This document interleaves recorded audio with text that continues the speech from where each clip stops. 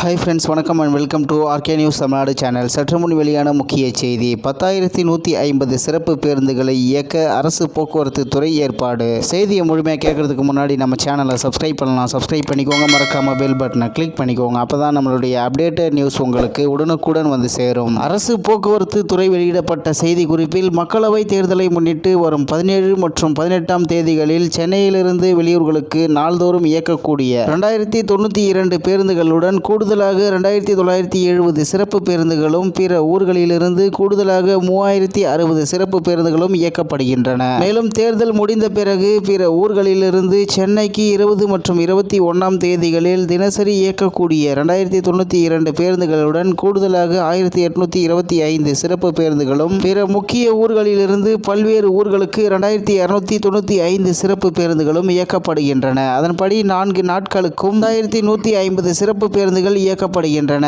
சென்னையை பொறுத்தவரை விழா காலங்களைப் போல தற்காலிக நிலையங்கள் மூலம் பேருந்துகள் இயக்கப்படும். அதன்படி திருச்சி, கரூர், மதுரை, திருநெல்வேலி, செங்கோட்டை, தூத்துக்குடி, திருச்செந்தூர், நாகர்கோவில், மார்த்தாண்டம், திருவனந்தபுரம், காரைக்குடி, புதுக்கோட்டை, திண்டுக்கல், திருப்பூர், பொள்ளாச்சி, ராமேஸ்வரம், சேலம், கோயம்புத்தூர், எர்ணாகுளம், திண்டிவனம், விழுப்புரம், கள்ளக்குறிச்சி, திருக்கோவிலூர், விருதாச்சலம், அரியலூர், திட்டக்குடி, ஜெயங்கொண்டம், போலூர், வந்தவாசி மற்றும் திண்டிவனம் வழியாக திருவண்ணாமலை, புதுச்சேரி, கடலூர், சிதம்பரம் மற்றும் திண்டிவனம் வழியாக பண்ருட்டி, நெய்வேலி, வடலூர், சிதம்பரம், காட்டுமன்னார் கோவில் செல்லும் விரைவு பேருந்துகள் கிளாம்பாக்கத்தில் இருந்து வழக்கம் போல் இயக்கப்படும். மேலும் ஓசூர் மற்றும் பெங்களூரு போன்ற ஊர்களுக்கு செல்லும் பேருந்துகள் வழக்கம் போல் கோயம்பேட்டில் இருந்து இயக்கப்படும். பொன்னேரி, கும்மிடிப்பூண்டி, ஊத்துக்கோட்டை மற்றும் செங்குன்றம் வழியாக ஆந்திர மாநிலத்துக்கு செல்லும் பேருந்துகள் திருச்சி, சேலம், கும்பகோணம், திருவண்ணாமலை பேருந்துகள் மாதவரத்தில் இருந்து இயக்கப்படும். இந்த பேருந்து நிலையங்களுக்கு செல்ல கோயம்பேட்டில் இருந்து 24 மணி நேரமும் மாநகர பேருந்துகள் இயக்கப்படும். மேலும் முன்பதிவுக்கு TNSTC